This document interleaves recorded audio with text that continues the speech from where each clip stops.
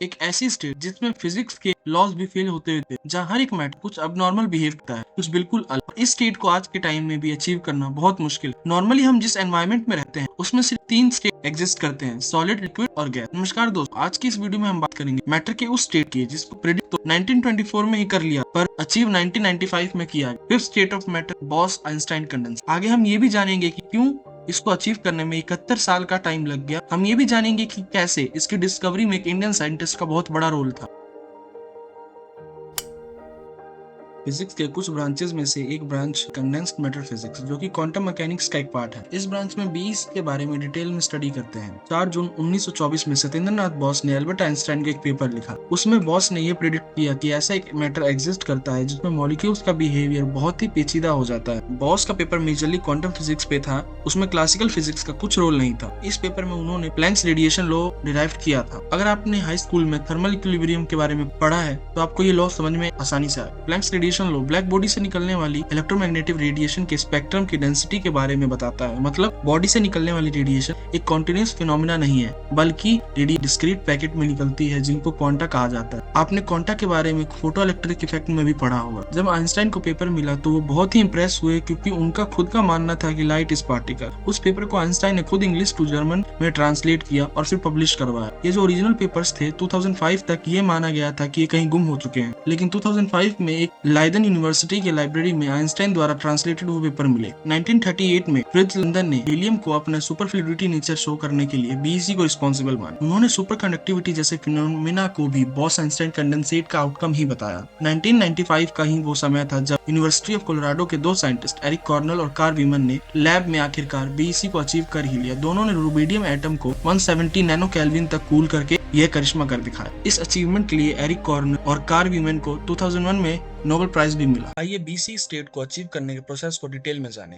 किसी मैटर को BC state में जाने के लिए एक क्रिटिकल टेम्परेचर तक पहुंचना पड़ता है। आप लोगों को स्क्रीन पर जो इक्वेशन दिख रही है, यही है मैटर की क्रिटिकल टेम्परेचर पता करने का इक्वेशन। ये इक्वेशन तभी वैलिड है जब मैटर यूनिफॉर्म 3 डायमेंशनल गैस, इसका मतलब आइडियल गैस हो।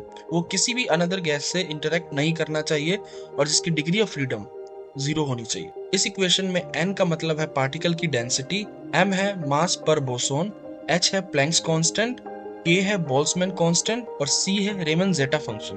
और इस जेटा फंक्शन की वैल्यू 2.6124 होती है। बोसोन्स का मास अलग अलग होता है, इसका मतलब डिफरेंट एटम्स के लिए क्रिटिकल टेम्परेचर की वैल्यू डिफरेंट होगी। अगर सभी मैटर्स को एक साथ बीईसी कंडीशन में ले जाना हो तो उन मैटर टेम्परेचर ऑलमोस्ट 0 केल्विन यानी -273.15 डिग्री सेल्सियस होना चाहिए।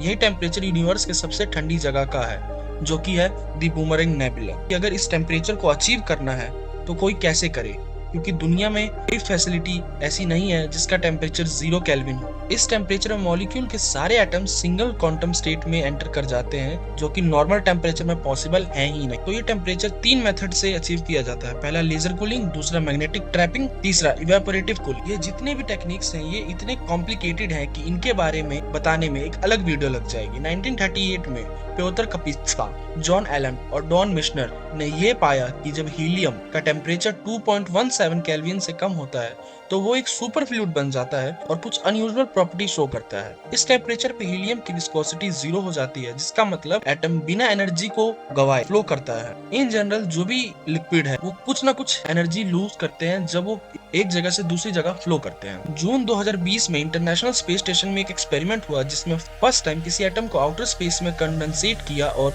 वो एटम था रुबिडियम। इस सभी रिसर्च में साइंटिस्ट को खास ध्यान रखना पड़ता है, क्योंकि अगर एटम कुछ पिको सेकंड्स के लिए भी नॉर्मल एनवायरनमेंट में आ गया तो पूरा एक्सपेरिमेंट फेल हो जाएगा और साइंटिस्ट को मिलियंस ऑफ डॉलर्स का नुकसान हो जाएगा। अब तक सिर्फ 3 प्योर एलिमेंट्स ने बीसी अचीव किया है, सोडियम, रुबिडियम और लिथियम। बाकी के जितने भी एलिमेंट्स हैं जिन्होंने बीसी अचीव किया है वो किसी न किसी एलिमेंट्स के आइसोटोप्स। इनफैक्ट बीसी का कॉन्सेप्ट को लेकर 2016 में स्पेक्ट्रल नाम की एक मूवी आई थी जिसमें यूएस मिलिट्री कुछ मिस्टीरियस क्रीचर से लड़ते हैं।